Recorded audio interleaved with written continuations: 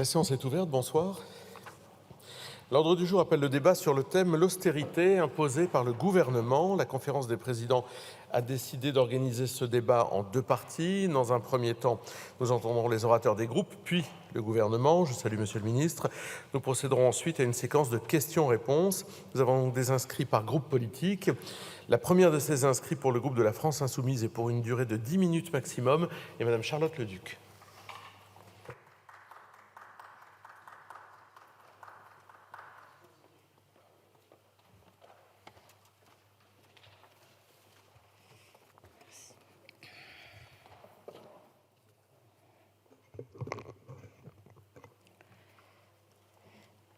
Monsieur le Président, Monsieur le Ministre, chers collègues, l'austérité imposée par le gouvernement. Monsieur le Ministre, vous vous dites certainement, tiens, on en parle à l'Assemblée, on en débat, comment est-ce possible, qui a permis une chose pareille ? Bon, rassurez-vous, Monsieur le Ministre, on ne vote pas lors des semaines de débat à l'Assemblée, donc vous n'aurez pas besoin de dégainer un énième 49.3 pour nous empêcher de plonger le pays dans une austérité absurde et particulièrement injuste. Mais ne vous en déplaise, on va quand même en parler de cette austérité imposée. Cela fait un moment que ça dure, mais cette année, on atteint un point de bascule. Dans le PLF 2024, pour la première fois, le budget de l'État baisse en valeur. En tenant compte de l'inflation, cela correspond à un repli réel de 3,5% des dépenses publiques.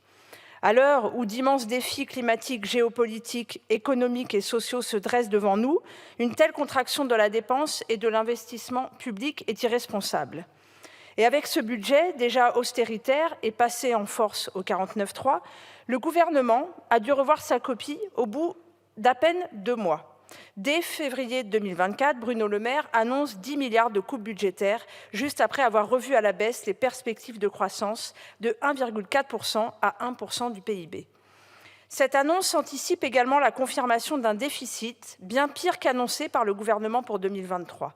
Le 26 mars, le couperet de l'INSEE tombe, le déficit a été de 5,5% du PIB au lieu des 4,9% prévus par le gouvernement. Le gouvernement s'est trompé sur tout, sur la croissance, sur la prévision des recettes publiques, sur le déficit, des erreurs qui virent à l'incompétence et dont on doute sérieusement de la sincérité, tant elles semblent ensuite justifier des coupes budgétaires brutales si assumées. Vos 10 milliards de coupes annoncées sont un scandale. En valeur absolue, ce sont l'écologie, l'emploi et l'enseignement supérieur qui vont être les plus durement touchés.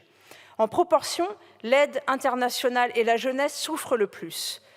Votre austérité, c'est donc l'abandon de toute politique ambitieuse en matière de bifurcation écologique. C'est aussi l'abandon de la jeunesse à qui vous n'avez rien à proposer que les coups de menton autoritaristes du Premier ministre. On ne forme pas des citoyennes et des citoyens à coups de cravache, d'uniformes, de SNU et autres internats qui ressemblent à s'y méprendre à des maisons de correction. On forme des citoyennes et des citoyens en leur donnant des perspectives d'avenir et un espoir d'émancipation. Mais ce que vous promettez à notre jeunesse, c'est l'inaction climatique, la souffrance au travail et une militarisation absurde de la société qui nous mène droit à la guerre. Et ça ne s'arrête pas là. Après les 10 milliards de coupes pour 2024, vous nous annoncez 20 milliards de plus pour le PLF 2025 et jusqu'à 50 milliards d'économies d'ici 2027. C'est l'État social français et la cohésion de la société que vous êtes en train de détruire. Après vous, le déluge, pourvu que les comptes soient à l'équilibre, et même ça, vous n'y arrivez pas. Le scénario budgétaire que nous connaissons en ce début d'année 2024 se reproduira année après année. Manque de croissance, donc manque de recettes, donc nouvelle cure d'austérité absurde pour tenter inutilement de remédier à la situation. Nous avons un problème de recettes publiques, pas de dépenses publiques. Il faut donc augmenter les recettes. Loin de la caricature répétée à l'excès par les ministres sur les plateaux télé et dans les matinales radio, sur notre soi-disant volonté de matraquer les Français d'impôts, nous avons des propositions et elles sont justes. Rétablir un ISF renforcé, incluant un volet climatique, taxer les superprofits, supprimer le CICE, supprimer le crédit impôt recherche pour les plus grandes entreprises, supprimer les niches fiscales les plus polluantes, supprimer la niche Copé qui permet aux holdings milliardaires d'échapper à toute imposition, rétablir la CVAE, établir un impôt universel sur les entreprises, renforcer la taxe sur les transactions financières, mettre fin à la flat tax et évidemment, une véritable politique de lutte contre l'évasion fiscale. Vous n'avez qu'à faire votre marché parmi ces propositions qui pèsent chacune plusieurs milliards. Car nous pouvons et nous devons augmenter les recettes dans le respect de la justice fiscale pour investir dans l'avenir, enclencher la bifurcation écologique, reconstruire nos services publics et engager enfin une politique ambitieuse de lutte contre les inégalités et la misère. Alors oui, ce débat est nécessaire, tant les conséquences de votre austérité mettent le pays en danger. Oui, ce débat est utile contre cette dérive antidémocratique et autoritaire. Il est scandaleux que cette austérité soit imposée sans PLFR soumis à la délibération du Parlement. Nous ferons tout pour vous empêcher d'imposer cette austérité. Merci. Merci, Madame la députée. Pour 5 minutes, pour les Républicains, Maxime Minot.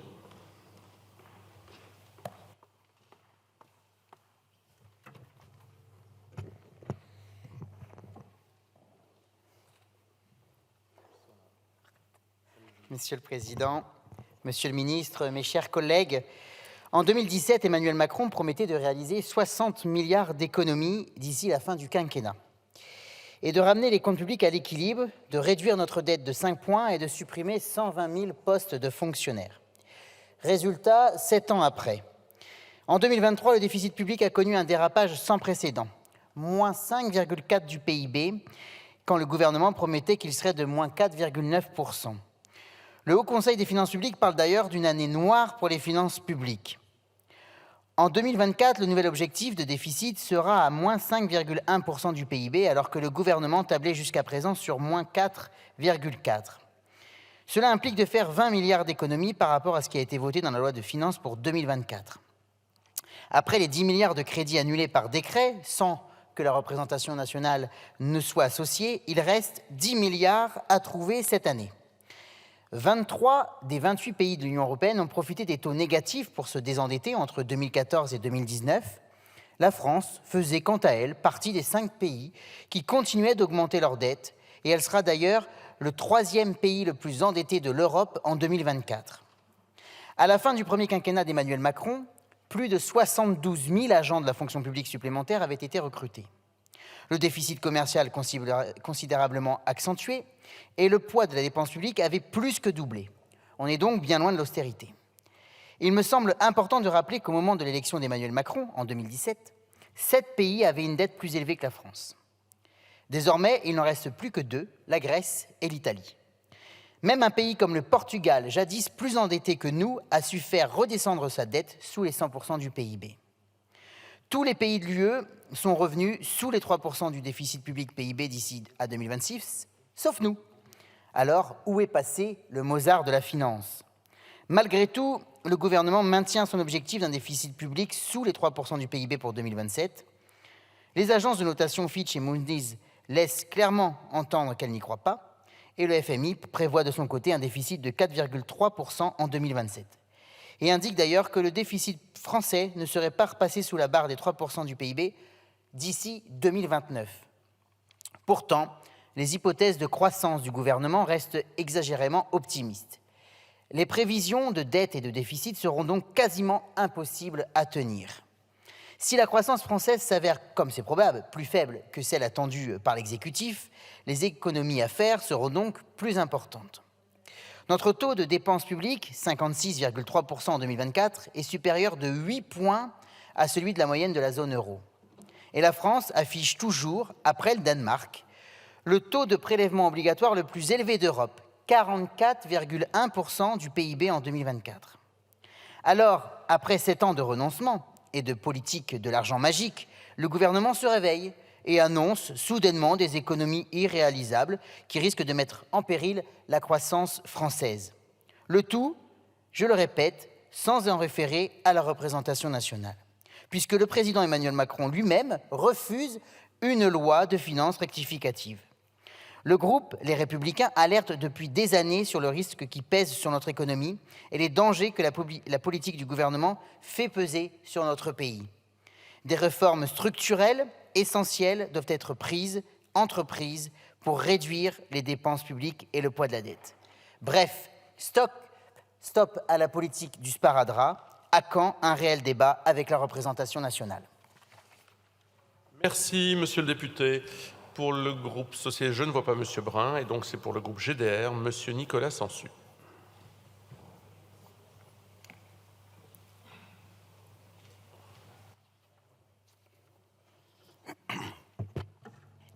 Merci, Monsieur le Président. Monsieur le Ministre, chers collègues, de Maastricht à Lisbonne, en passant par le projet de constitution européenne rejeté par le peuple français, les différents jalons de la construction européenne ont tous été marqués du sceau de l'ordolibéralisme, un projet qui consiste à réduire toujours plus la place de l'État et la mise en commun au profit de l'individualisme et de la concurrence libre et non faussée. Dans ce cadre de pensée, la France, avec son système collectif de protection sociale, la sécurité sociale, ses services publics développés, mais aussi ses monopoles publics et ses grands fleurons industriels à capital public, a toujours constitué un modèle, un contre-modèle à abattre. Pour cela, il fallait bien entendu fixer des règles contraignantes. Ce sont les règles budgétaires qui n'ont qu'un objectif, réduire les dépenses publiques et avec elles les services publics et le système de protection sociale. Il fallait également construire un récit anxiogène, capable d'accroître l'acceptation des peuples à l'application de ces règles. C'est la fétichisation de la dette, fardeau financier que nos générations légueraient à leurs enfants. Dans ce travail de destruction, les règles européennes et le récit ne seraient rien sans les serviteurs qui les appliquent. Des serviteurs qui les appliquent d'autant mieux qu'ils en sont eux-mêmes convaincus, comme le démontre la récente revue du pacte de stabilité. Alors que Bruno Le Maire se félicitait d'avoir arraché plus de flexibilité dans l'application des règles, il n'y aura dans les faits aucune évolution. Un temps évoqué, la sortie de certains investissements dans la transition écologique, dans le calcul des déficits publics, n'aura pas trouvé grâce à vos yeux. Il faudra donc bien trouver 95 milliards d'euros à horizon 2027 pour revenir sous la barre des 3% de déficit public. Pour cette année 2024, 10 milliards d'euros de crédits ont d'ores et déjà été annulés sur des politiques publiques centrales et ô combien importantes pour l'avenir. La rénovation thermique des logements, moins 1 milliard d'euros. Les infrastructures de transport, moins 340 millions d'euros. Le fonds vert à destination des investissements écologiques des collectivités territoriales, moins 500 millions d'euros. L'éducation nationale, moins 700 millions d'euros sur les personnels. L'enseignement supérieur, moins 600 millions d'euros. Laisser penser que ces annulations n'auront pas d'impact réel sur les politiques publiques est bien sûr un mensonge. Elles auront au contraire un impact bien palpable. Et hier, M. Cazenave, Monsieur le ministre, vous avez répondu que ces annulations correspondaient à des sous-exécutions budgétaires. Mais si ces sous-exécutions budgétaires existent, elles sont avant tout le résultat d'un manque de volonté politique sur ces thématiques et un manque de portage politique. Pour 2025, l'austérité sera encore plus marquée et aboutira inéluctablement à des coups de rabot massifs pour économiser 20 milliards d'euros supplémentaires, faute de vouloir aller chercher l'argent où il est. 97 milliards de dividendes et de rachats d'actions pour le CAC 40. 230 milliards d'euros de patrimoine supplémentaire en un an pour les 42 milliardaires français. 36 millions d'euros de rémunération indécente pour Carlos Tavares, et c'est un exemple. Voilà qui pourrait pourtant donner des idées de recettes nouvelles et tout à fait justes. Évidemment, nous ferons des propositions en ce sens.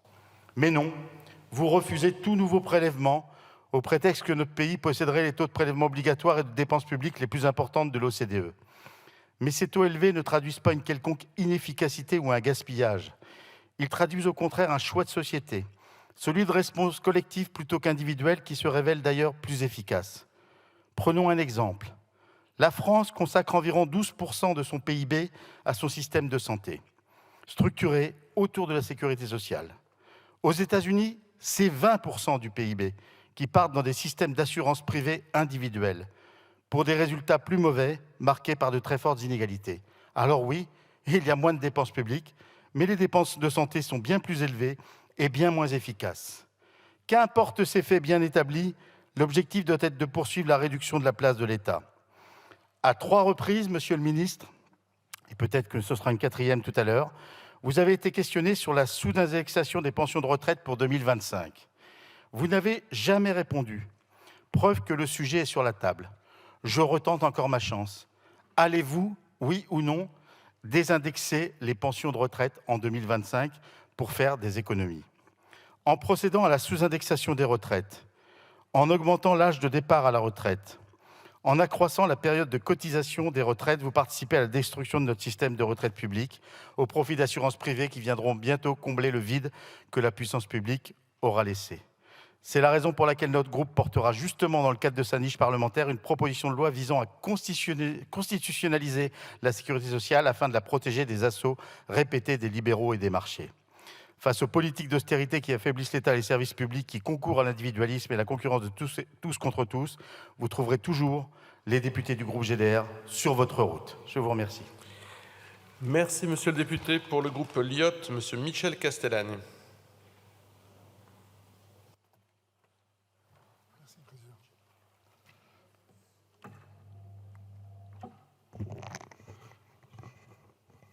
Monsieur le Président, Monsieur le Ministre, chers collègues, nous sommes ici réunis à l'initiative du groupe La France Insoumise pour parler des politiques d'austérité et des conséquences qui en découleraient pour le pays. Alors disons-le d'entrée, pour nous le terme d'austérité correspond mal à la réalité.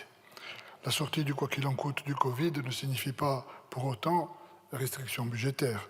Les dépenses autorisées pour l'État seront cette année de 480 milliards d'euros. Le solde du budget s'élèvera à moins 174 milliards. 285 milliards d'euros seront empruntés par l'agence France Trésor pour un montant de dette publique dont on sait qu'elle est de l'ordre de 3 200 milliards. La dépense publique représente 53% de la valeur créée annuellement. Dans le même laps de temps, le taux de prélèvement obligatoire est l'un des plus élevés au monde et représente presque 44% de la richesse créée. Quand bien même le taux d'emploi public est déjà le plus haut de l'OCDE, 59 000 nouveaux emplois publics ont été créés en 2023. Une politique sociale forte est maintenue, dont on ne peut sous-estimer ni l'ampleur ni l'utilité, bien sûr. 60 milliards d'euros d'assistance sociale sont par exemple versés chaque année. 66 milliards d'euros d'allègement sont concentrés sur le soutien au SMIC. Voilà, ces quelques éléments nous permettent de dire qu'il est difficile de parler d'austérité. Notre propos n'est cependant pas de dresser un panorama idyllique des réalités. La situation n'a cessé de se dégrader depuis quelques années. Nous l'avons dit, la dette est considérable, le déficit est toujours plus grand, les impôts écrasants pour certains, l'action publique jamais aussi peu estimée. Bien sûr, le Covid est passé par là et le quoi qu'il en coûte était indispensable.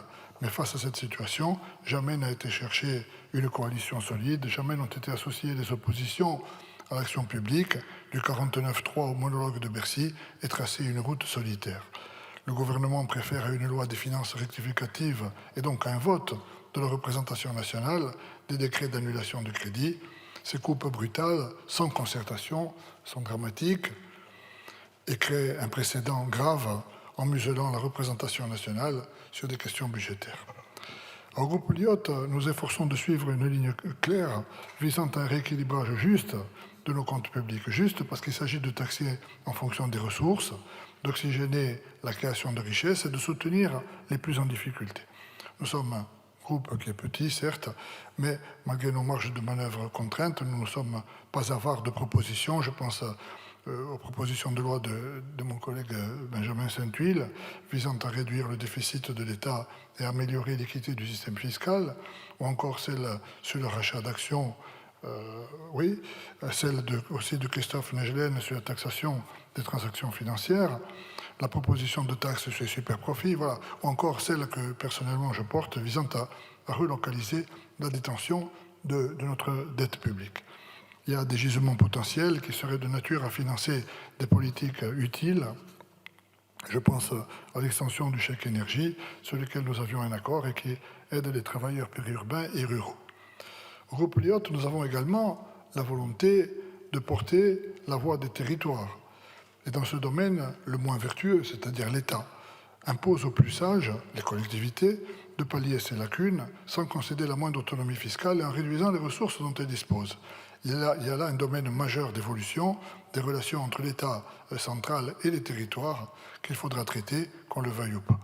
Je veux le dire ici, je parle en tant que député de la Corse, bien sûr, la Corse attend dans son immense majorité l'attribution de compétences aptes à améliorer sa situation économique et sociale, et plus largement la reconnaissance de sa particularité historique, qui est de nature géographique, certes, mais surtout culturelle, sociétale et donc politique. L'idée n'est pas de cultiver les particularismes, mais d'adapter de la façon la plus fine la gestion aux réalités concrètes. Car nous sommes confrontés à une situation difficile sur le plan économique, social, budgétaire, face à un monde dangereux, de tension et de compétition. Face à ces réalités inquiétantes, donc, la meilleure réponse réside dans l'exercice démocratique, dans l'esprit de responsabilité, dans la solidarité sociale. Voilà, les marges de manœuvre sont limitées, mais elles existent, et il est de notre devoir de les emprunter. Je vous remercie. Merci, monsieur le député. Pour le groupe écologiste, madame Eva Sas.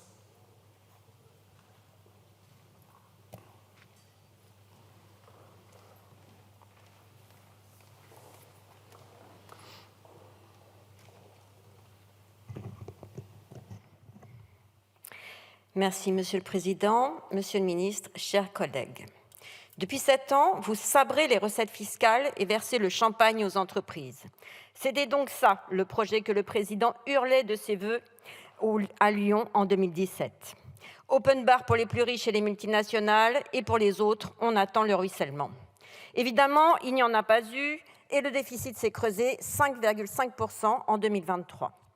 Vous mettez ce déficit sur le compte d'un retournement conjoncturel, mais le Haut Conseil pour les finances publiques vous a démenti. La croissance 2023 a été conforme à ce que vous aviez prévu dans la loi de finances. Ce n'est pas la conjoncture qui explique le déficit, mais bien les 52 milliards de baisse d'impôts que vous avez opérés depuis 2017. Et cette politique a d'abord bénéficié aux ultra-riches, à qui vous avez accordé 3,2 milliards de baisse d'impôts avec le passage à l'IFI et la flat tax sur les revenus du capital, moins taxés désormais que les revenus du travail. Grâce à vous, les 1% les plus riches ont ainsi gagné 3,3% de pouvoir d'achat entre 2017 et 2022, 4 fois plus que les 5% les plus modestes.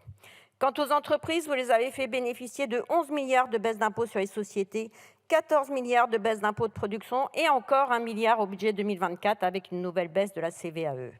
Et non seulement vous baissez les impôts des entreprises, mais vous les subventionnez massivement. 157 milliards d'euros d'aides par an, la plupart sans conditionnalité ni contrepartie.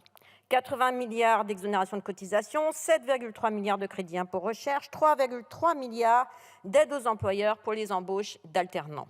Le quoi qu'il en coûte, c'est fini pour les ménages, mais vous continuez à biberonner les entreprises. Et donc, fatalement, le déficit est bien plus important que prévu en 2023. Et vous expliquez maintenant aux Français qu'ils doivent se serrer la ceinture. Ils ont déjà dû encaisser de devoir travailler 2 ans de plus pour partir à la retraite. Voilà que vous projetez maintenant de durcir les conditions d'ouverture à l'assurance chômage et d'allonger le délai de carence avant de pouvoir être indemnisé. Et que dire de la situation de l'hôpital ? 40% des établissements privés sont en déficit en 2023. Celui des 32 CHU atteint 1,2 milliard d'euros, 3 fois plus qu'en 2022. Les conditions de travail des professionnels et les conditions d'accueil des patients sont dégradées. Et vous allez aggraver encore la situation. 20 milliards de coupes budgétaires en 2024 et 27 milliards en 2025. Un choc pour les dépenses publiques dont vous refusez de préciser les impacts, mais qui détériorera nécessairement plus encore nos services publics, notre protection sociale et l'accompagnement des Français face au dérèglement climatique. Pourtant, le chemin existe pour retrouver un équilibre budgétaire tout en finançant nos besoins sociaux et écologiques. Mais pour cela, il faut du courage. Le courage de mettre à contribution les profiteurs de crise. Nous vous avons proposé l'ISF climatique ou la contribution Pisani-Ferry. Le courage de taxer les groupes pétrogaziers, que vous avez toujours épargnés malgré leurs profits indécents. Car vous n'avez taxé que les producteurs d'électricité et bien en deçà de vos savantes prédictions, avec la CRIM, la contribution sur les rentes inframarginales. Vous avez même refusé de prolonger la petite taxe sur les producteurs d'énergie fossile, la contribution temporaire de solidarité, que vous n'avez mise en place que pour les résultats 2022. Pendant ce temps, toute l'Europe mettait à contribution les groupes pétrogaziers. Le Royaume-Uni, bien sûr, mais aussi l'Italie et l'Espagne, qui n'ont, comme nous, pas d'exploration-production sur leur territoire. La taxe italienne mise en place par Mario Draghi a rapporté 2,8 milliards d'euros. Pendant ce temps-là, en France, le PDG de Total se réjouissait de diriger, je cite, « une machine à cash ». Vous vous dites ouvert et sans tabou sur ce sujet. Nous verrons si vous voterez la taxe exceptionnelle que nous vous proposerons en la matière. Le courage, c'est aussi de faire des économies. Oui, mais en rationalisant les aides aux entreprises, dont les exonérations de cotisations, qui n'ont aucun effet sur l'emploi au-delà de 2,5 fois le SMIC. C'est ce que confirme la mission Bozio-Wasmer que vous avez vous-même initiée. Le courage, c'est aussi de conditionner ces aides aux entreprises, avec une conditionnalité sociale pour les exonérations de cotisations et une conditionnalité environnementale, par exemple pour le crédit impôt recherche. Vous le voyez, monsieur le ministre, il y a un autre chemin que l'austérité pour nos finances publiques. Jacques Ellul disait « On ne peut pas créer une société juste avec des moyens injustes ». Les moyens justes pour préserver nos services publics, notre protection sociale et la transition écologique existent. Un autre chemin est possible. Mais pour cela, il faut avoir le courage d'affronter les lobbies et les intérêts particuliers. Les Français peuvent compter sur les écologistes pour cela. Merci, Madame la députée. Pour le groupe Renaissance, Madame Violette Spielbout.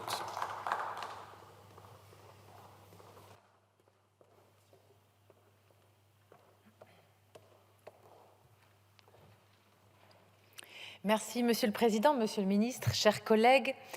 Je commencerai mon propos en vous faisant part de mon étonnement concernant le titre accordé à ce débat, l'austérité imposée par le gouvernement. Non, nous ne rêvons pas. LFI a osé parler d'austérité, alors qu'en vérité, c'est plutôt de bonne gestion de nos finances publiques qu'il faut parler, de création d'emplois et d'activités économiques.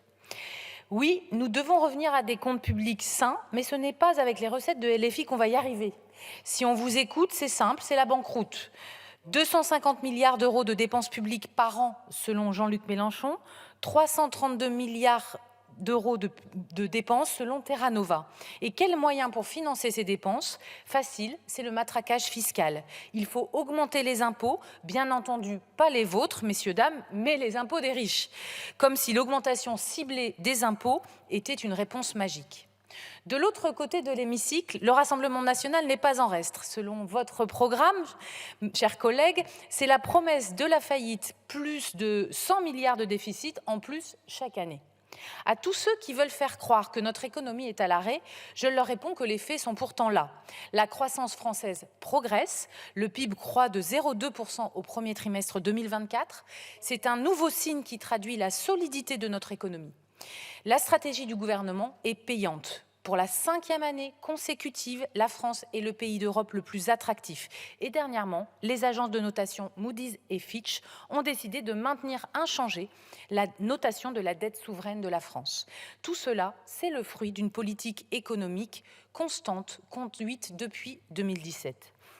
Concernant l'emploi et l'industrie, les résultats sont là aussi. Nous avons mis fin à l'hémorragie industrielle, 100 000 emplois industriels ont été créés, 600 usines ouvertes, dont 201 rien qu'en 2023, un record. Et dans ma région des Hauts-de-France, de Dunkerque à Lille, ce sont des futurs gigafactories de batteries électriques, des futurs chantiers au canal Seine-Nord et des centaines d'emplois dans la logistique. Alors maintenant que les crises ont été maîtrisées, que le Covid et l'inflation sont derrière nous, nous devons reprendre le chemin du redressement des finances publiques sereinement, fermement, comme nous l'avons fait en 2017, 2018 et 2019. Cette décision de garder la note de la France doit inviter le gouvernement à redoubler de détermination pour rétablir nos finances publiques et tenir l'objectif fixé par le président de la République et par nos ministres Bruno Le Maire et vous-même, monsieur Thomas Cazenave. Être sous les 3% de déficit en 2027, nous sommes, rappelons-le, la majorité qui a fait repasser la France sous les 3% de déficit public en 2018 et nous devons y reparvenir en 2027. La feuille de route en matière de rétablissement des finances publiques, elle est simple, claire, cohérente. Comme vous l'avez dit, monsieur le ministre, elle repose sur 3 piliers essentiels. La croissance et le plein emploi, qui permettent d'accélérer le désendettement. Les réformes de structure comme celle de l'assurance chômage ou celle de la simplification pour les PME. Et enfin, la réduction des dépenses publiques, celles qui ne rendent pas le service qu'elles devraient rendre. Et tout cela en refusant d'augmenter les impôts. Car depuis 2017, c'est une promesse tenue par le président de la République qui les a même baissés de plus de 50 milliards d'euros.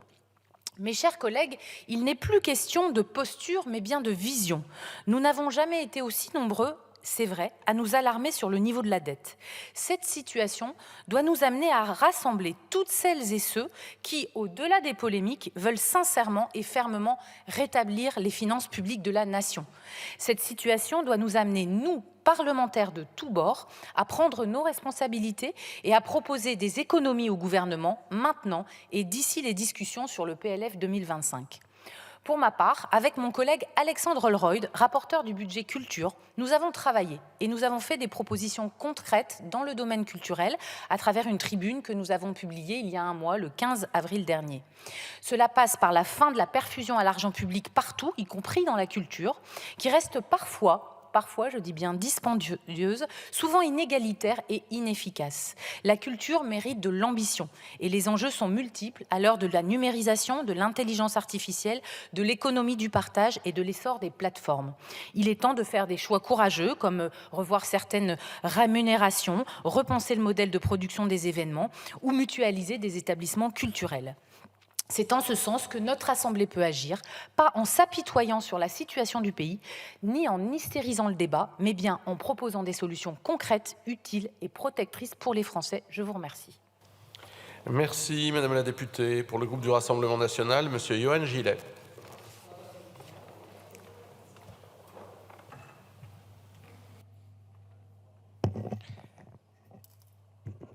Merci, Monsieur le Président, Monsieur le Ministre. 7 ans qu'Emmanuel Macron est le Président de la République. 7 ans que Bruno Le Maire est ministre de l'Économie. En 2017, on nous vantait les Mozart de la finance. 7 ans plus tard, tout le monde sait que vous êtes en réalité des fossoyeurs de l'économie, les fossoyeurs de notre pays. En 2023, le déficit public a atteint un taux effrayant de 5,5%. C'est une preuve flagrante de l'incapacité du gouvernement à maîtriser nos dépenses et à générer une croissance économique solide. La dette, quant à elle, a explosé de près de 1 000 milliards d'euros depuis que vous êtes aux responsabilités, faisant de Bruno Le Maire le pire ministre de l'économie de la Ve République et sûrement de l'histoire moderne de notre pays. L'ampleur de la situation ne doit pas être sous-estimée, ni même les conséquences qu'elle pourrait avoir sur les générations futures.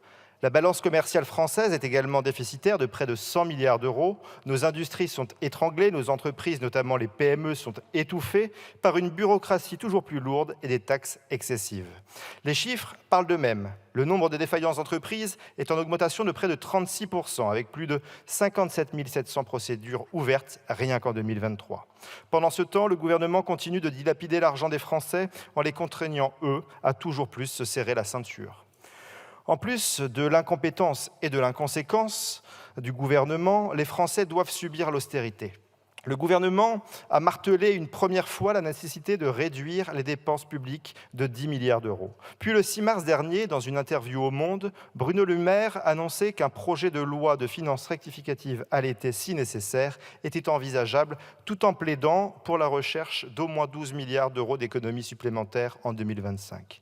Ce chiffre a même presque doublé lors de l'audition des ministres de Bercy par la Commission des finances de l'Assemblée. Ce serait maintenant 20 milliards d'économies qu'il faudrait trouver d'ici 2025.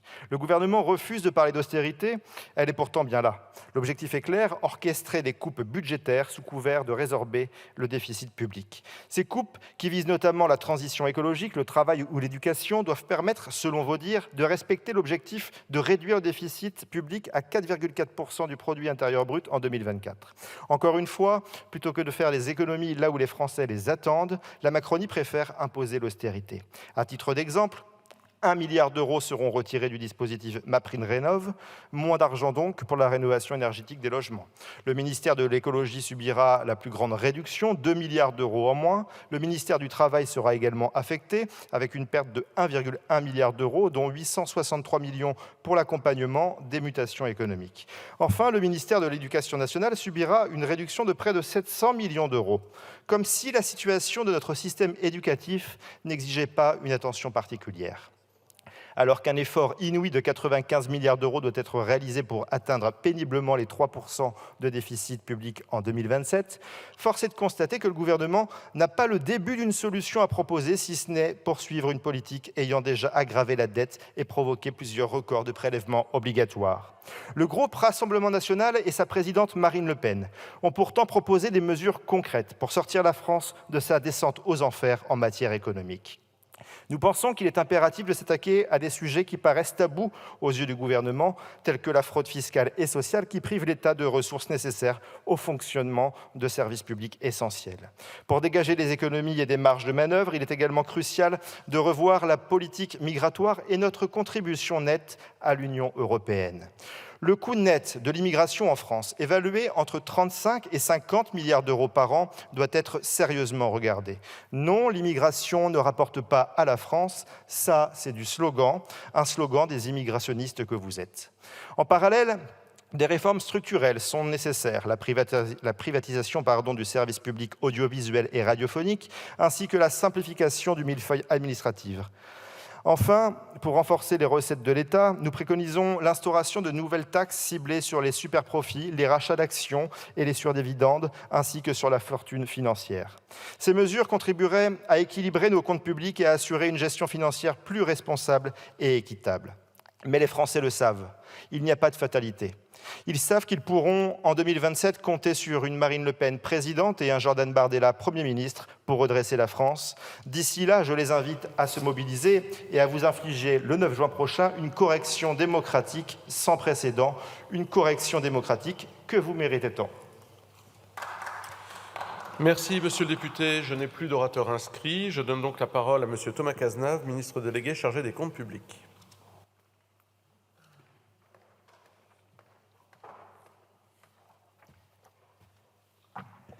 Monsieur le Président, Mesdames et Messieurs les députés, le débat d'aujourd'hui est le bienvenu puisqu'il va me permettre de clarifier devant vous plusieurs aspects de la politique que nous menons dans une actualité chargée sur le plan des finances publiques. À la suite des interventions de chacune et chacun d'entre vous, qu'est-ce que nous pouvons retenir ? D'un côté, le gouvernement mettrait en œuvre une violente politique d'austérité. De l'autre, il laisserait exploser la dette et les dépenses de façon irresponsable. La vérité doit certainement se trouver entre ces postures, loin des caricatures respectives. Car ceux qui nous accusent aujourd'hui de dépenser trop sont les mêmes qui nous demandaient il y a encore quelques mois des dépenses supplémentaires. Et permettez-moi de le rappeler, il y avait une unanimité sur ces bancs pour mettre en œuvre une politique de protection des ménages, des entreprises, des collectivités, face à la crise sanitaire, face aux conséquences de la guerre en Ukraine, face à l'inflation. Mais ce soir, je veux surtout dire que derrière la politique que nous menons, il y a une réalité, un constat et une ambition.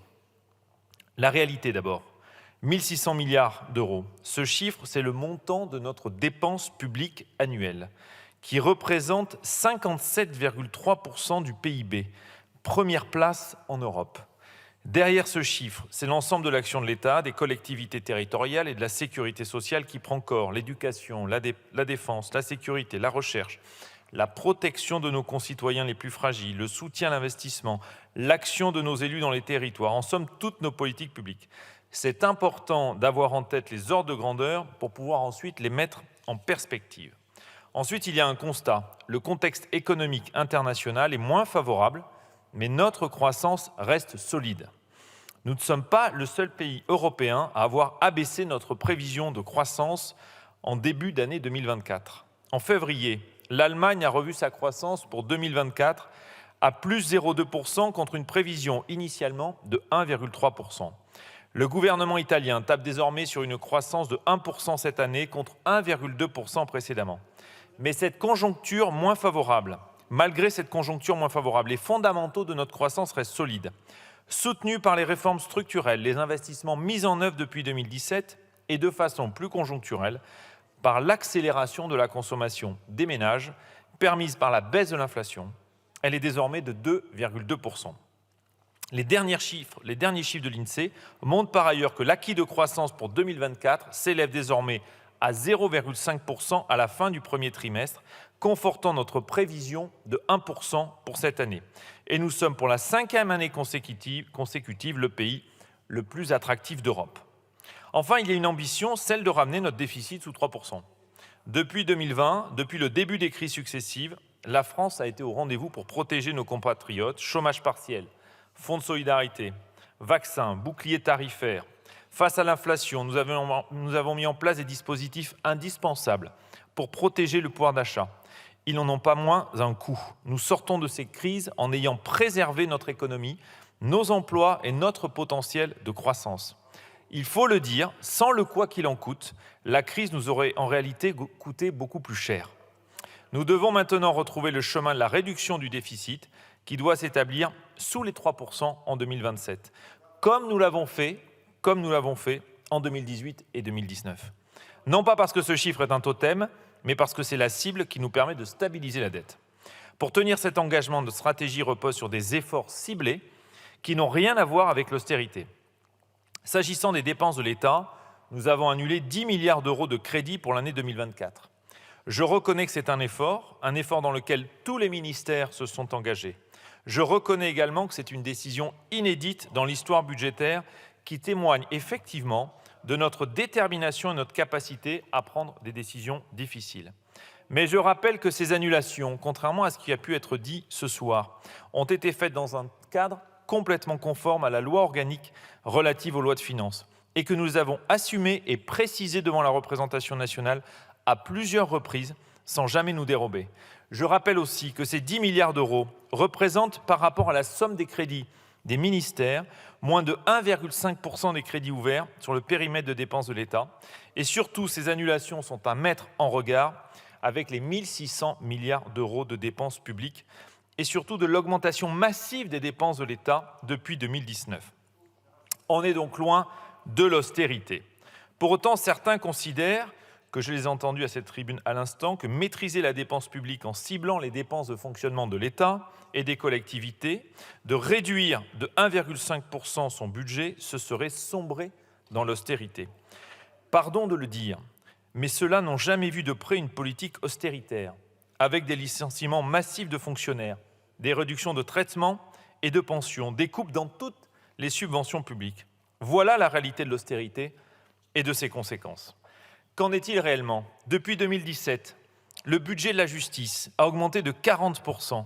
Les effectifs de magistrats ont été renforcés et continueront à augmenter d'ici la fin de la loi d'orientation et de programmation du ministère de la Justice. Depuis 2017, le budget de nos armées a augmenté de plus de 30%.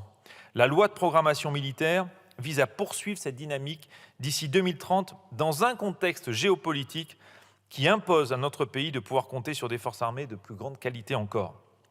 Depuis 2017, le budget du ministère de l'Intérieur a augmenté de plus de 25% et grâce à la loi d'orientation et de programmation du ministère de l'Intérieur, des milliers de policiers et de gendarmes supplémentaires auront été déployés partout sur le territoire au service de la sécurité de nos concitoyens.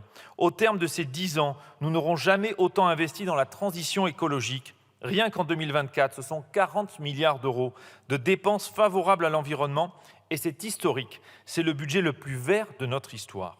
Je le répète, on est loin de l'austérité. S'agissant des collectivités territoriales, nous les avons aidées dans la période en augmentant la dotation globale de fonctionnement, en créant un filet inflation pour faire face à l'augmentation notamment du coût de l'énergie, en créant le fonds vert, en élargissant le FCTVA. Alors l'effort qui leur est aujourd'hui demandé ne conduit pas à une baisse de leurs dépenses. Il s'agit juste de maîtriser la progression des dépenses de fonctionnement de 0,5 points en deçà de l'inflation, soit une hausse de 1,9% en 2024. Pour y arriver, il faut se poser la question de l'efficacité de l'action publique, de l'enchevêtrement des responsabilités et de la façon de réduire le coût de notre action publique.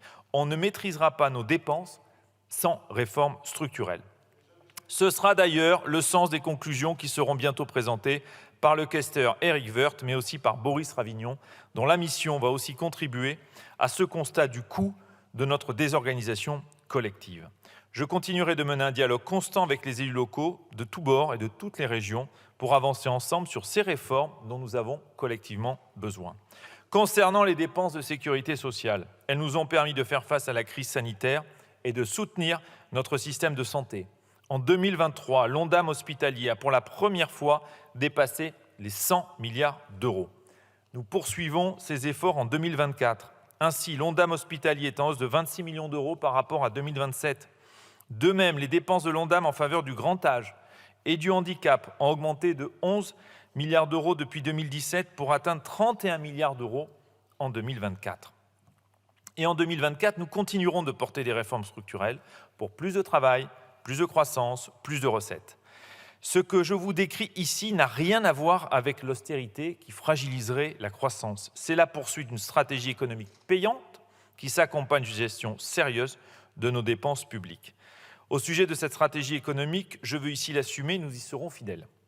Nous y serons fidèles parce qu'elle a permis de créer plus de 2 millions d'emplois, de ramener le chômage à 7,5%. Et encore ce trimestre, l'INSEE vient de publier les chiffres, notre économie a créé plus de 50 000 emplois supplémentaires. Nous y serons fidèles parce qu'elle a permis aussi d'ouvrir plus de 300 usines partout en France. Nous y serons fidèles tout simplement parce qu'elle a fait ses preuves. Et parce que je suis profondément attaché à la bonne gestion de nos finances publiques et que je tiens à vous faire part d'une conviction profonde. Si nous avons la responsabilité en partage et que des efforts doivent être faits tant par l'État que par les collectivités ou les entreprises, il est de notre devoir de veiller à ce que chacun contribue à sa juste part. C'est là que la lutte contre la fraude prend tout son sens. Depuis mon arrivée au gouvernement et dans la continuité de l'action menée par Gabriel Attal, j'ai fait de la lutte contre toutes les fraudes ma priorité. Derrière cette priorité, nous en sommes convaincus, c'est le contrat social qui se joue. Notre bilan est encourageant. Depuis l'annonce du plan fraude en 2023, 14 nouvelles mesures législatives ont été adoptées, 10 mesures réglementaires prises et 7 sont en cours de mise en œuvre. Pour autant, il est de notre responsabilité de continuer à agir et de poursuivre notre offensive, et je pense notamment à la lutte contre la fraude aux aides publiques. La lutte contre la fraude peut et doit nous rapporter plus. Là où certains d'entre vous nous accusent de mener une politique austéritaire, certains nous font le constat exactement inverse, nous accusant à chaque occasion d'avoir, pendant toutes ces années, trop dépensé. Mais quand on nous accuse d'avoir trop dépensé, que nous reproche-t-on vraiment ? On nous reproche d'avoir protégé les Français avec le chômage partiel. Sans cela, les entreprises auraient licencié, le chômage aurait explosé et notre dette serait plus importante qu'elle ne l'est aujourd'hui. On nous reproche d'avoir permis à l'ensemble de la population de se tester, de se faire vacciner gratuitement pendant la crise sanitaire. On nous reproche de ne pas avoir laissé la facture d'électricité des Français exploser lors du choc inflationniste. On nous reproche enfin de ne faire aucun effort sur le fonctionnement de l'État. Nous avons réduit les dépenses de fonctionnement de l'État et des opérateurs en faveur d'un État plus sobre. Ces efforts nous ont déjà conduits à réduire l'an dernier de 150 millions d'euros la facture énergétique de l'État, à céder pour 280 millions d'euros de biens immobiliers, à diviser par 3 les dépenses de conseil en 2 ans. Nous réduisons les dépenses de déplacement et les flottes de véhicules et nous fixons des objectifs ambitieux en matière d'achat de l'État. Voilà, mesdames et messieurs, les termes du débat de ce soir. Malgré les accusations de tous bords que j'entends depuis bientôt 10 mois que je suis à la tête du ministère des Comptes publics, je reste fidèle à ma détermination de travailler collectivement, avec les parlementaires de la majorité comme de l'opposition, pour bâtir avec méthode un projet de budget pour 2025 qui nous permettra d'être à la hauteur de ce qu'attendent nos concitoyens. D'ici là, je le redis avec force, ni austérité, ni légèreté. Il est de notre responsabilité politique d'atteindre et de préserver l'équilibre des finances publiques au service de notre avenir. Je vous remercie. Merci, Monsieur le Ministre. Nous en venons maintenant aux questions. Je vous rappelle que la durée des questions ainsi que celle des réponses est limitée à 2 minutes, sans droit de réplique. On commence avec le groupe de la France Insoumise, Monsieur Alexis Corbière.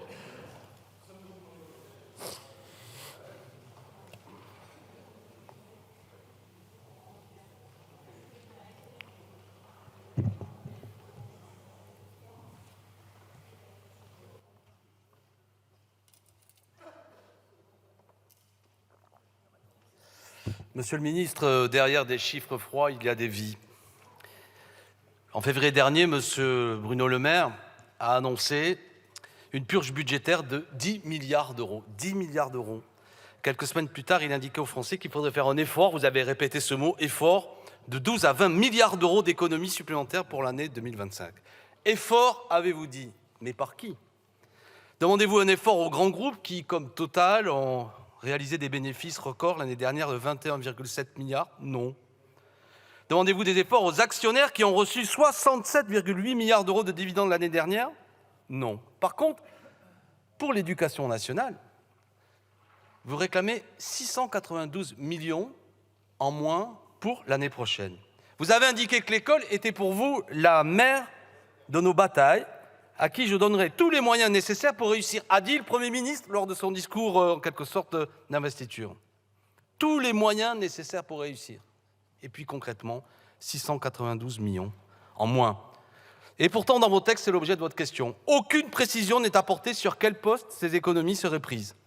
Même dans un mail envoyé dernièrement au chef d'établissement, le ministère a demandé que l'institution récupère sans délai des HSE, arts supplémentaires effectives, ou les indemnités pour mission particulière que tous les enseignants connaissent et qui permettent concrètement que des heures soient faites devant élèves. Devant l'émotion que cela a créée, vous avez reculé, mais il y a un flou qui est l'objet de ma question. Allez-vous, à cette tribune, nous dire, et c'est votre devoir, à la représentation nationale, où est-ce que ces 692 millions, je limite ma question à l'éducation nationale, où vont-ils être pris? Vous avez le devoir, je le répète, de donner la réponse à l'éducation nationale. Madame Belloubet, qui est en charge du dossier, a assuré, dans un premier temps, que ces fonds ne seraient ponctionnés que sur les réserves du ministère, puis elle a avoué devant les syndicats que l'opération ne serait pas indolore. Alors, voilà ma conclusion. Vous avez dit que l'école serait la mère de toutes les batailles. On n'avait pas compris que la bataille dont vous parlez, elle est contre l'école publique. Si vous supprimez 692 millions, clairement, les Français comprendront le sort que vous réservez à ce que vous jugez prioritaire. Merci, monsieur le député. Monsieur le ministre. Merci, Monsieur le Président. Monsieur le député Alexis Corbière, vous faites bien de rappeler qu'en effet, nous avons réagi tout de suite quand nous avons constaté moins de recettes. Et moins de recettes, c'est moins de dépenses. Je pense que tout le monde peut le comprendre. Et notamment, ces moindres recettes fin 2023, c'est élevé à plus de 20 milliards d'euros. Et nous en avons rendu compte à la représentation nationale. Et c'était notre responsabilité d'agir tout de suite. Nous avons pris ce décret d'annulation, 10 milliards d'euros, l'effort reposant uniquement sur l'État avec ces 10 milliards d'euros, l'ensemble des ministères étant mis à contribution de cet effort, en regardant précisément là où on pouvait, en tenant compte, c'est vrai, vous l'avez dit d'ailleurs dans votre intervention, des sous-exécutions de l'année précédente, puisque vous savez que chacun des ministères, dotés d'un budget, ne dépense pas toujours toutes les sommes qui leur sont allouées. Et donc on a travaillé finement avec chacun des ministères pour regarder comment ils pouvaient absorber une partie de cet effort. Effort, je le redis ici, et c'est peut-être ce qui nous sépare, paraît tout à fait légitime. S'agissant de l'éducation nationale, 2 points quand même. Après même le décret d'annulation, le budget alloué à l'éducation nationale entre 2023 et 2024 augmente de près de 3 milliards d'euros. Alors vous me dites, c'est la mère des batailles. Oui, c'est la mère des batailles.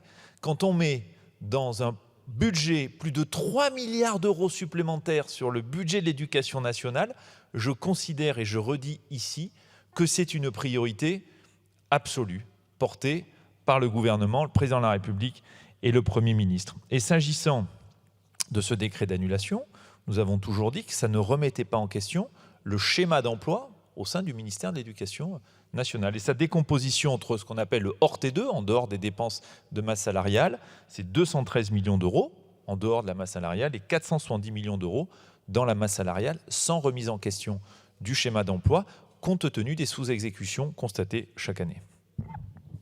Merci. Madame Autain.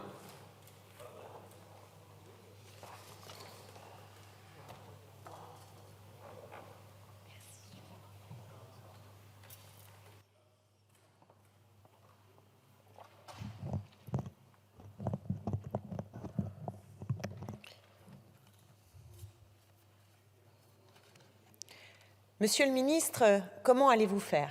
Allez-vous jouer au jeu de Amstramgram, piqué, collégramme? Vous imposez 10 milliards d'euros de budget en moins pour 2024, sans vote, par décret.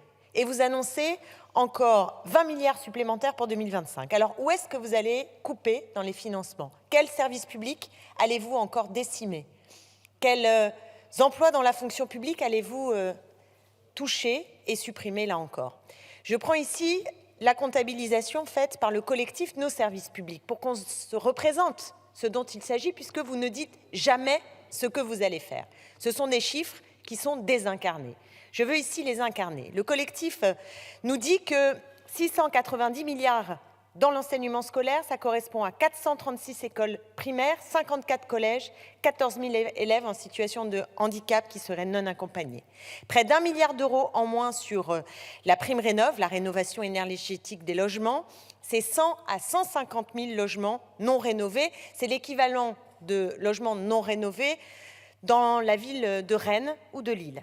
900 millions en moins pour la recherche et pour l'enseignement supérieur. Ça équivaut à 1500 projets de recherche ou encore à un tiers des cours pour chaque élève de licence supprimés. Alors je me demande vraiment où est-ce que vous allez continuer à supprimer tout ça. 1 milliard d'euros pour le travail et l'emploi, c'est ce que vous proposez. Ça équivaut à 130 000 aides à l'embauche d'apprentis, c'est-à-dire un poste sur 3 d'apprentis supprimés.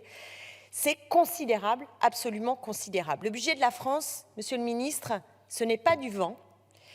Il faut bien décider. Alors ma question est simple, qui va trinquer? Merci, Monsieur le Ministre. Merci, Monsieur le Président.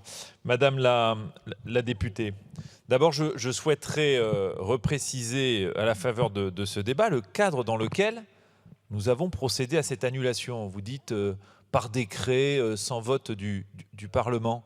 Mais vous savez que c'est la stricte application de la loi organique sur les lois de finances. Je rappelle que la loi organique sur les lois de finances, c'est une loi d'initiative parlementaire. Ce n'est pas une loi d'initiative gouvernementale, c'est les parlementaires eux-mêmes, à une très large majorité, qui ont décidé de bâtir ce cadre organique. Et qu'est-ce qu'il prévoit elle prévoit dans son article 6? Elle prévoit la possibilité de procéder à des annulations de crédit jusqu'à 1,5% crédit de l'État. Pourquoi? Pour faire face justement aux aléas, aux incertitudes, aux événements nouveaux. Et donc on a appliqué strictement l'article 6 de la loi organique sur les lois de finances. On a annulé 10 milliards d'euros et d'ailleurs, le plafond d'annulation était au-delà. Nous permettrait d'aller jusqu'à 12. Donc on s'inscrit pleinement dans la loi organique. Que vous ne partagiez pas le fait que nous baissons la dépense publique, les choix que nous faisons, c'est probablement ce qui nous sépare. Mais en revanche, ne nous accusez pas de ne pas respecter le cadre que vous êtes vous-même fixé, qui est la loi organique. La loi organique, elle le prévoit. Donc c'est... S'agissant des dépenses de l'État, quand vous nous dites c'est des coupes sombres, les termes que vous avez employés, vous savez que les dépenses de l'État entre 2019 et 2023, donc ces périodes de crise, elle a augmenté de 100 milliards d'euros quand même. 100 milliards d'euros. Et donc progressivement, c'est normal qu'on se remette dans un mode plus normal de la gestion de nos finances publiques. S'agissant de ma prime rénov', puisque vous m'interrogez sur ma prime rénov', on a fait des économies, mais savez-vous que l'année dernière, on n'a pas tout dépensé?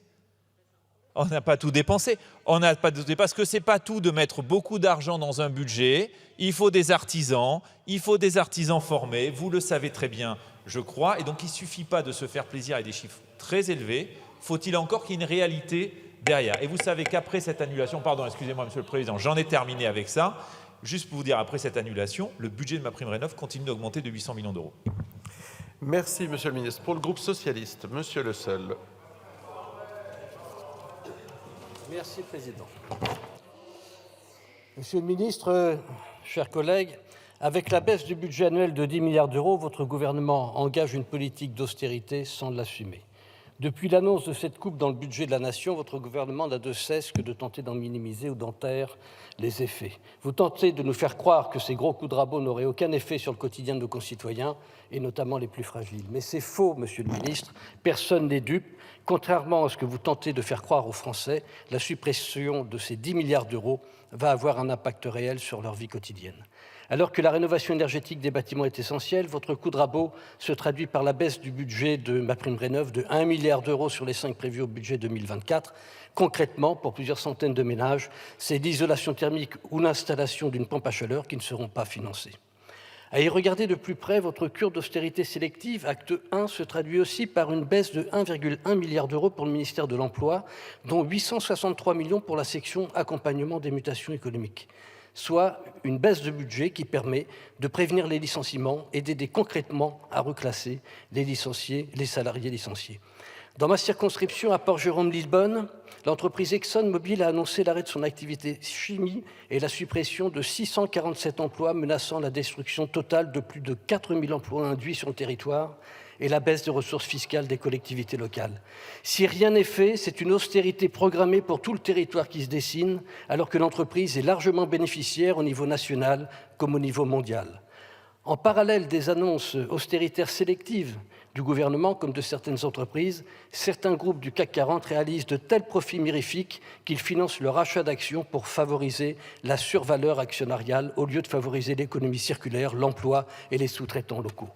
Et alors que plusieurs membres de votre majorité se sont positionnés en faveur du rétablissement de l'ISF, d'une taxation même temporaire des superprofits, vous vous obstinez à refuser ces options, préférant rogner sur la solidarité nationale, sécurité sociale, allocation chômage, logement social, éducation. Ma question est simple, alors que la théorie du ruissellement est un échec cuisant, quand allez-vous nous écouter mettre en œuvre une taxation des superprofits? L'austérité n'est pas une fatalité, c'est malheureusement votre choix politique. Monsieur le député. Monsieur le ministre. Merci, Monsieur le Président. Monsieur le député, en effet, on a fait le choix de concentrer ces 10 milliards d'euros sur l'État. Parce qu'on considère que c'est normal que nous commencions, j'allais dire, par nous-mêmes pour faire ces efforts. Les dépenses consacrées à la transition écologique, contrairement à ce que vous dites, vont progresser après le décret d'annulation de plus de 8 milliards d'euros entre 2024 et 2023. Et s'agissant de la rénovation énergétique, je maintiens que les aides à la rénovation énergétique permises par l'ANA vont augmenter de 800 millions d'euros après le décret d'annulation. Donc je répète ici que ça reste le budget le plus vert de notre histoire. 40 milliards d'euros consacrés aux dépenses en faveur de la transition énergétique, après même le décret d'annulation. S'agissant des dépenses politiques de l'emploi, sur laquelle vous m'interrogez, savez qu'entre 2014 et 2024, cette année, les dépenses emploi passent de 15 à 21 milliards d'euros. 21 milliards d'euros.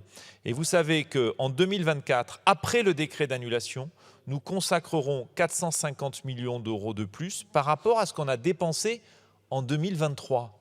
Donc là aussi, moi je considère qu'il y a un écart. C'est pour ça que le débat me semble complètement faussé. Avec le terme de l'austérité, on ajuste nos dépenses par rapport à l'évolution de nos recettes. On n'est pas en train de remettre complètement l'équilibre de notre budget en cause, on s'ajuste. Et c'est ça dont il est question. Et enfin, taxation des surprofits, je suis désolé, on a dit que sur les énergéticiens, on est prêt à y revenir compte tenu du faible rendement de la contribution sur la rente inframarginale.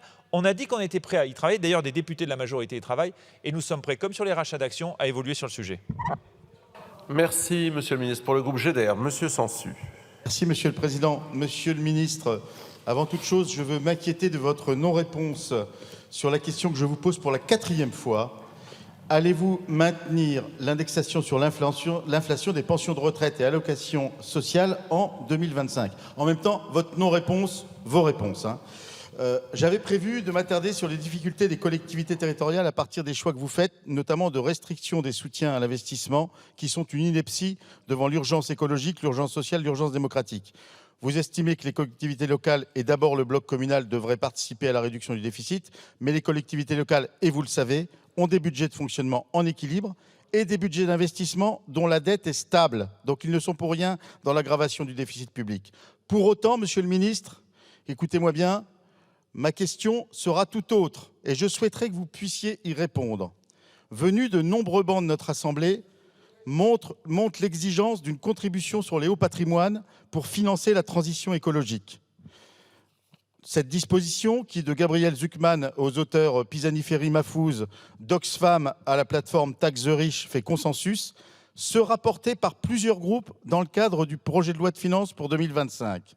De même, une proposition de loi pour lutter contre des mécanismes d'optimisation et d'évasion fiscale sur les dividendes versés, qu'on appelle Cum-Cum et Cum-Ex, sera déposée et est déposée et aujourd'hui sur le bureau de l'Assemblée. Et donc ma question est toute simple. Quelle est la position du gouvernement sur ces deux sujets? à la fois la contribution exceptionnelle sur les revenus pour financer la transition écologique et la lutte contre les cum-cum et cum-ex. Merci, monsieur le député. Monsieur le ministre. Merci, Monsieur le Président. Monsieur le député, je vais faire à peu près la même réponse à la question que vous m'avez adressée. S'agissant des pensions de retraite, c'est l'occasion de redire ici qu'il y a quelques mois, nous avons procédé à la revalorisation des pensions de retraite en les indexant sur l'inflation. Une augmentation de 5,3%. 13 milliards d'euros dans le budget qui a permis finalement de protéger les retraités face à l'inflation. Et d'ailleurs, au-delà, les prestations sociales ont également été indexées, ce qui représente un effort de 19 milliards d'euros. Vous m'interrogez sans arrêt sur le projet de loi de finances pour 2025. Nous aurons l'occasion de débattre du projet de loi de finances pour 2025. Et vous savez que nous avons des rendez-vous prévus sur ce sujet-là. S'agissant des dotations d'investissement pour les collectivités territoriales, je ne peux pas vous laisser dire ça. On n'a jamais autant aidé les collectivités territoriales. Jamais autant aidé les collectivités territoriales. Mais je vous renvoie.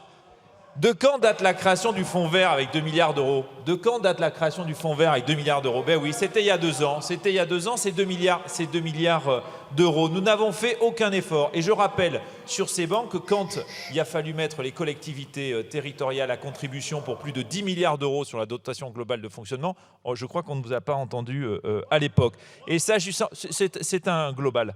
Et s'agissant de la lutte contre la fraude, Monsieur Sansu, 15 milliards d'euros de constatation et de redressement au titre de la lutte contre la fraude fiscale, plus 25% de contrôles fiscaux. Vous savez que la lutte contre la fraude fiscale, sociale, douanière est notre priorité, et je serai ravi d'en débattre avec vous, et nous sommes preneurs de vos propositions. Et enfin, s'agissant de la contribution sur les plus riches, avec Bruno Le Maire, nous avons dit que nous étions favorables à une initiative internationale, européenne, comme nous l'avons fait pour l'impôt sur les sociétés et les multinationales, pour taxer celles et ceux qui échappent à l'impôt. Merci. Pour le groupe écologiste, Madame Sass. Merci, Monsieur le Président. Monsieur le Ministre, vous répétez, à qui veut l'entendre, que la France n'a jamais autant dépensé pour l'écologie. On a envie de vous répondre encore heureux. Qui pourrait imaginer qu'on dépense moins qu'il y a 10 ans pour l'écologie, alors que les conséquences du dérèglement climatique sont déjà là et que nous n'avons que quelques années pour agir. Mais vous le savez, votre effort n'est pas du tout à la mesure de cet enjeu historique. Le rapport Mafous-Pisani-Ferry a estimé que les financements publics supplémentaires nécessaires devaient être portés à 34 milliards d'euros, dont on peut estimer que les 2 tiers doivent être portés par l'État. Or, à rebours de l'histoire, vous avez clairement décidé de sacrifier l'écologie sur l'autel de l'orthodoxie budgétaire. Dans les 10 milliards d'euros de coupes budgétaires que vous avez opérées par décret en février, 2,2 concernaient le budget de l'écologie. Nous l'avons dit, 1 milliard sur MaPrimeRénov', 341 millions sur les infrastructures de transport, 430 millions sur le fonds vert. Ce sont très concrètement des actions de végétalisation dans les villes, de protection contre les incendies et les inondations, des rénovations thermiques d'écoles qui ne seront pas réalisées. Dans la deuxième tranche de 10 milliards qui est prévue dès cette année, des premières informations sont parues aujourd'hui, faisant état de nouvelles coupes à venir dans le budget de l'écologie, entre 1 et 1,4 milliard d'euros.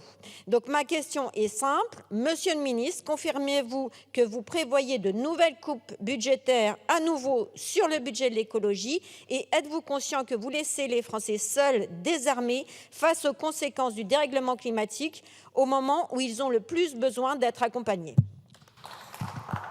Monsieur le ministre. Merci, Monsieur le Président. Madame la députée, c'est décidément, je crois, un point de désaccord entre nous sur la lecture et les chiffres de ce budget. Je leur dis, ce n'est pas nous qui avons calé cette méthodologie qui nous permet, dans le budget de l'État, de retracer finement les dépenses dites vertes, celles qui contribuent directement à la transition écologique. Nous pourrions nous regarder ensemble ce budget et voir que plus de 40 milliards d'euros de nos dépenses sont directement dédiés à la transition écologique. Que le budget est en augmentation de 8 milliards. C'est quand même pas rien, 8 milliards. Vous voudriez probablement plus. C'est ce que j'ai cru comprendre dans vos différentes prises de position. Donc, 8 milliards d'euros de plus. MaPrimeRénov', on continue à dépenser plus. Le budget vert, je le redis ici, il n'existait pas. Il accompagne notamment la végétalisation des villes, la rénovation de nos écoles. Nous avons élargi le FCTVA, aménagement de terrain. C'était une demande des collectivités territoriales de plus de 250 millions d'euros. Donc non, je ne peux pas vous laisser dire que nous laisserions seuls les Français face à l'enjeu de la transition écologique et du réchauffement climatique, alors que nous investissons comme jamais dans la rénovation énergétique, nous soutenons la biodiversité, la réforme de l'eau. Donc vous voyez que notre action, elle porte sur tous les champs de la transition écologique. Et enfin, il n'y a pas de nouveau décret d'annulation. On l'a dit que les 10 milliards d'euros supplémentaires seront faits à la fois par la mise à contribution des réserves de précaution des ministères.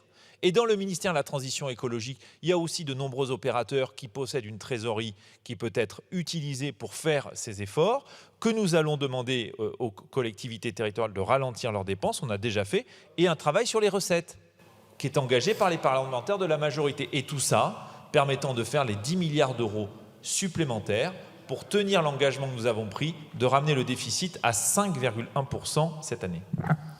Merci, Monsieur le ministre. Pour le groupe Renaissance, Monsieur Vogetta.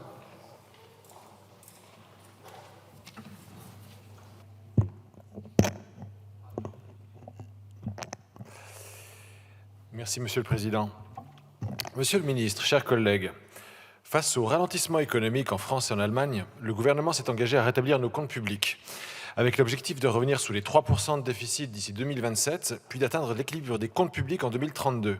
Les marchés financiers et les agences de notation expriment leur confiance en notre capacité collective à tenir cette trajectoire exigeante. Nous devrons faire bon usage de cette confiance. Le titre absurde du débat proposé ce soir par la France insoumise sur le thème de l'austérité imposée par le gouvernement m'a personnellement ramené à l'année 2012. À l'époque déjà, je vivais parmi des Français d'Espagne qui, aujourd'hui, ne pourraient que sourire en lisant cette question. Austérité? Sérieusement? Les mots ont un sens, chers collègues. Alors permettez-moi de vous rappeler ce qu'est l'austérité budgétaire. En Espagne, suite à une crise des subprimes transformée en crise immobilière, transformée en crise bancaire, transformée en crise de la dette publique, après 3 ans de récession et de plan de rigueur initiés par un gouvernement socialiste, la part des dépenses publiques dans le PIB était passée de 46,3 à 41,6%, soit une réduction de 5 points en 3 ans. C'est cela l'austérité. Pour rappel, aujourd'hui en France, et vous l'avez dit, Monsieur le Ministre, les dépenses publiques représentent 57% du PIB. Rien qu'en 2012, les budgets des ministères espagnols furent réduits de 17% en moyenne. Un énième plan d'austérité était annoncé, jours de congé des fonctionnaires réduits, taux de TVA augmenté de 3 points, de nombreux produits qui passaient du taux réduit de 8 à 21%. C'est cela l'austérité. Par ailleurs, la stratégie espagnole visant à restaurer la compétitivité provoqua également une baisse des salaires réels par tête. Et malgré cela, le taux de chômage en Espagne atteint en 2012 plus de 25%, dont 55% pour les jeunes de moins de 25 ans. Mais les indemnités chômage, elles, passèrent de 60 à 50% du dernier salaire. C'est cela l'austérité.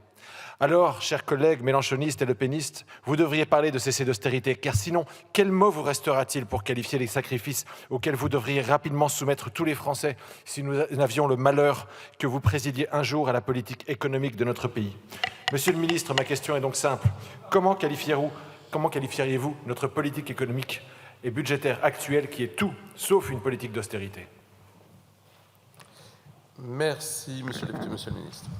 Merci, Monsieur le Président. Je voudrais remercier le député Vogetta et lui dire que, comme lui, je ne comprends pas le thème du débat, mais Monsieur le député Vogetta, vous auriez pu le dire aux députés de la France insoumise qui sont à l'origine de ce débat, mais qui n'assistent même pas à la fin du débat qu'ils ont eux-mêmes convoqué. Donc, je peux vous dire que je partage votre point de vue. Comment dire qu'on a une politique d'austérité? Vous rappeliez l'exemple que vous connaissez très bien, l'exemple espagnol. Je pourrais vous citer l'exemple grec qui, d'une année sur l'autre, entre 2013 et 2014, ont baissé de plus de 20% la dépense de l'État. Voilà. Et moi, je redis, 10 milliards sur 1600 milliards, on en est très loin. En revanche, on est très fiers de nos résultats en matière de politique économique. Ben oui, parce qu'on a créé, vous pouvez ricaner sur les bancs du Rassemblement national, mais il n'empêche, quand vous créez plus de 2 millions d'emplois, vous avez 7,5% de chômage, que vous restez le pays le plus attractif d'Europe, je comprends que ça vous déplaise. Parce que vous vivez du malheur des autres. Et donc la réussite vous déplaît manifestement et je le regrette. Eh bien justement, pour le groupe du Rassemblement national, M. Marquiot. C'est M. Marquiot qui s'exprime. Monsieur le Président, Monsieur le Ministre, chers collègues, incapable de rassembler une majorité autour d'un projet de loi de finances rectificatif, votre gouvernement s'attaque par décret à la santé des Français pour faire des économies. À partir du 15 mai prochain, lors de chaque consultation ou acte médical, c'est 2 € qui ne seront pas remboursés et resteront à la charge du patient contre 1 € jusqu'à présent. Une mesure scandaleuse qui fait suite au récent doublement des franchises médicales sur les boîtes de médicaments et qui s'applique aux affections de longue durée. Une fois de plus, vous en prenez aux Français qui souffrent. Vous allez demander aux millions de Français qui ne peuvent déjà plus se soigner un effort supplémentaire et en même temps, nous apprenons qu'un individu entré en France de manière clandestine et donc bénéficiant de l'AME, lui, ne connaîtra pas d'augmentation de son reste à charge. Dans la France de Macron, on l'a compris, pour se soigner, il vaut mieux être clandestin que français. Pire encore, toujours par décret, vous envisagez de demander aux patients bénéficiant d'un taxi ou d'une ambulance remboursée d'avancer les frais. Et à partir de 2025, il faudra même payer une pénalité. Vous faites donc des économies sur le dos des Français qui souffrent de graves maladies pouvant être dialysés ou suivant des séances de chimiothérapie. Dans la France de Macron, là encore, pour se soigner, il vaut mieux être riche que pauvre. Mais le manque d'humanité de ce gouvernement pour les personnes gravement malades n'est pas très étonnant lorsqu'on sait qu'en son sein, une ministre a osé comparer l'attente d'une nomination ministérielle au résultat d'un diagnostic d'un cancer. Mais quelle honte! Je rappellerai ici l'alinéa 11 du préambule de la Constitution de 1946. La nation garantit à tous, notamment à l'enfant, à la mère et aux vieux travailleurs, la protection de la santé. Ma question est simple, Monsieur le Ministre. Quand allez-vous arrêter votre politique d'austérité sur le dos des Français qui souffrent? Bravo. Monsieur le Ministre. Merci, Monsieur le Président. Alors là je dois dire, on clôture ce débat en beauté après avoir dit... Pas tout à fait, vous avez raison, on peut toujours être surpris. Mais là, après avoir dit que franchement, on ne savait pas tenir nos comptes publics. Voilà que vous êtes incapable de soutenir la moindre économie. Avec quelques contre-vérités manifestes, quand on augmente les franchises et les participations forfaitaires, contrairement à ce que vous dites, bien sûr qu'on protège les patients en affection de longue durée. Pourquoi? Parce qu'il y a un forfait qui, lui, n'a pas bougé et qui fait que quand vous avez la nécessité d'aller voir régulièrement un médecin, d'avoir des prescriptions médicales, de fait, vous n'êtes pas touché par cette mesure. Et monsieur le député, quand vous défendez un programme économique qui manifestement amènerait notre pays à la ruine, parce que, je ne vous fais pas de leçon de morale, monsieur De Silly, je rappelle des faits, vous voulez exonérer les moins de 30 ans d'impôt sur le revenu, vous voulez nationaliser les autoroutes, baisser la TVA, 100 milliards d'euros jamais financés, ou si seulement avec votre obsession qui vous colle à la peau en pensant que l'étranger seulement permettra de financer ces dépenses, vous n'êtes pas crédible en matière de finances publiques. Dernière question, dans le calme, monsieur De Silly. Merci, Monsieur le Président.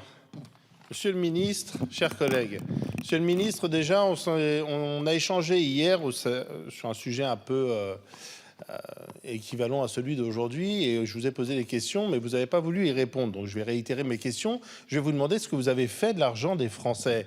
Parce que quand vous nous parlez de lutte contre la fraude, vous savez très bien, vous le savez pertinemment, on a eu une semaine de contrôle il y a peu de temps sur lesquels on vous a interrogé sur ce sujet.